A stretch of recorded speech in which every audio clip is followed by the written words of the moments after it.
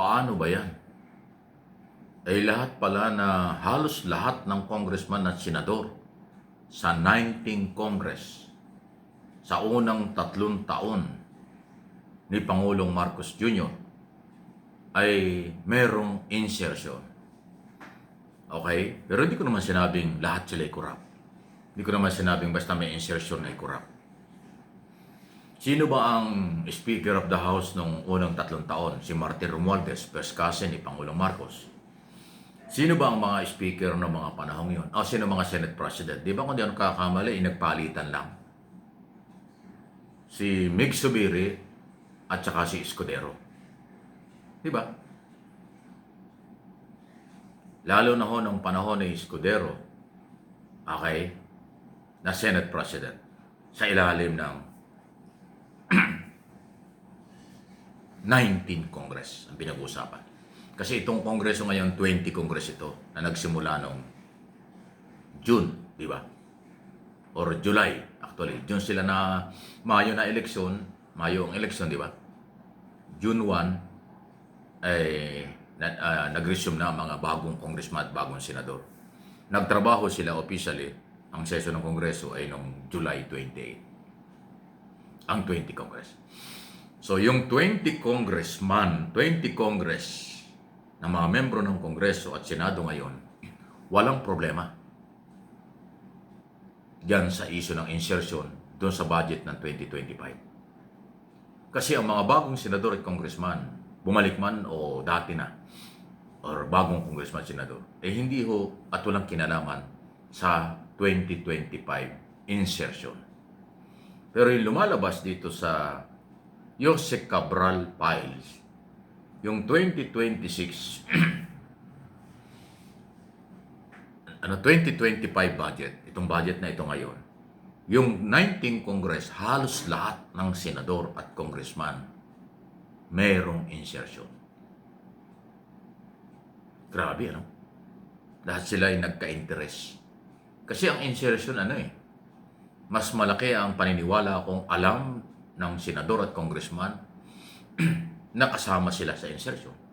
Maaring kinausap siya ng ibang senador, kinausap sila ng ibang congressman na maglalagay ng insertion sa kanilang distrito at kanyang pangalan na hindi nila tinutulan. Kasi kung tinutulan nila yon, wala sana yung kanilang pangalan sa insertion.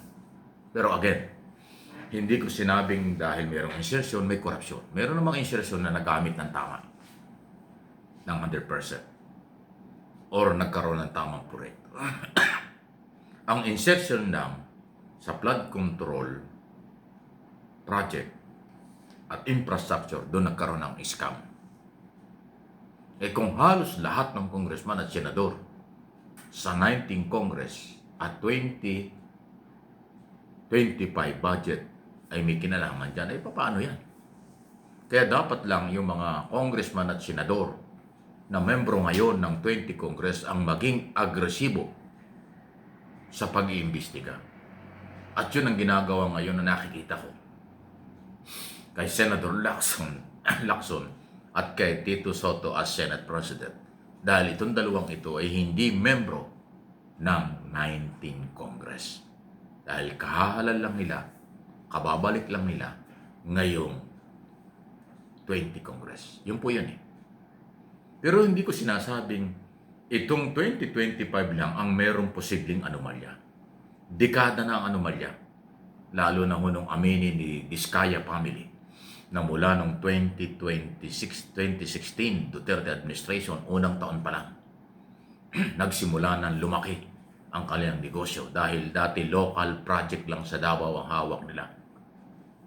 Nung maging presidente na si Duterte, naging national at nakakuha na sila ng bilyon-bilyong proyekto dyan sa DPWS. At marami na ring flood control ghost project nung Duterte administration na inamin na rin ni dating Pangulong Duterte, pero hindi niya pinatigil at wala naman siyang pinakulong. Simi po. Ngayon sa Marcos administration, in-expose na maraming kinasuhan, marami papakulong. Yun ang pagkakaiba. Nung panahon ni Duterte, puro salita at warning, banta ang ating narinig. Ngayon sa Marcos administration, mayroon sinabi na korupsyon sa SONA pa, mahiya naman kayo, State of the Nation Address, tapos ginawa pa, ipinatigil at pinakakasuhan ang lahat ng sabit.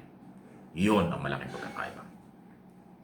So, sino ngayon at ano ngayon ang kredibilidad ng mga congressman at senador sa 19 Congress na ngayon nakaupo pa sila dyan? At yung iba hindi na. Mayroong kinalaman. Kaya pala, nadamay si Nancy Binay, dating senador, Grace Poe, dating senador, Bong Revilla na dating senador sa 19 Congress. At sa Kongreso naman, abay marami. Pati yung dating speaker na siyang speaker noon, hanggang ngayon hindi pa malinis ang pangalan. Dahil si Saldico ay ang kanyang tao at marami ang alam. Hindi lang makauwi o ayaw umuwi kung ano nga bang dahilan. So, anong inyong masasabi dyan mga kaibigan? Inulit ko hindi ko sinasabing sila guilty o sila ay corrupt lahat. Ang sinasabi ko lang base sa Jose Cabral files na naglabasan na halos lahat sila ay merong insertion, nagka-interest doon sa project ng nakaraang taon. Any comment? Malaya po kayo. So ngayon, itong budget for 2026, sabi nila ay malinis. Hopefully, malinis nga ito.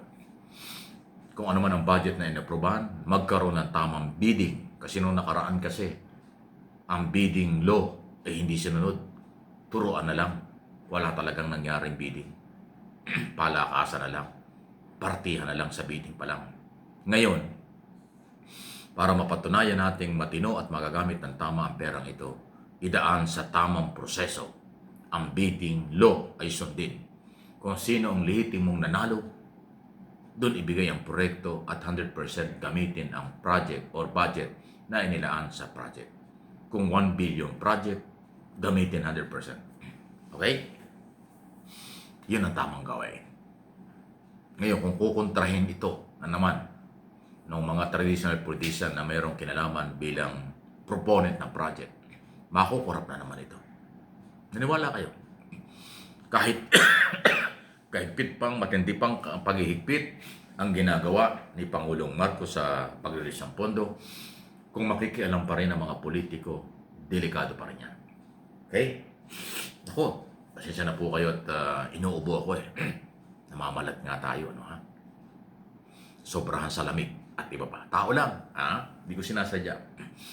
Hindi talaga mapigilan ng mga pag-ubo. Pero importante na ipapaliwanag natin lahat yung ating mga topic for your information, for your education.